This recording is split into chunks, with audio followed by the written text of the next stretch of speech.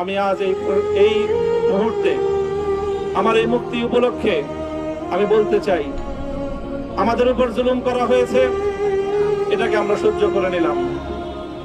আমাদের ভাইদেরকে হত্যা করা হয়েছে, সেটাও সহ্য করে নিলাম। আমরা আমার সন্তানের লাশ কাঁধে তুলে নিয়েছি, সেটাকেও আমি হাসি মুখে বরণ করে নিলাম। আমাদেরকে অপমান এবং লাঞ্ছনার সব ধরনের ষড়যন্ত্রের সম্মুখীন হতে হয়েছে, সেটাও আমরা হাসি মুখে বরণ করে নিয়েছি। কিন্তু আল্লাহর জমিনে আল্লাহ এবং তার রাসূলের কোনো অসম্মান এক মুহূর্তের জন্য আমরা বরদাস্ত করে নেব না। আমরা আমাদের সর্বোচ্চ ত্যাগ এবং কোরবানি স্বীকার করতে প্রস্তুত রয়েছি, জীবন দিতে প্রস্তুত রয়েছি।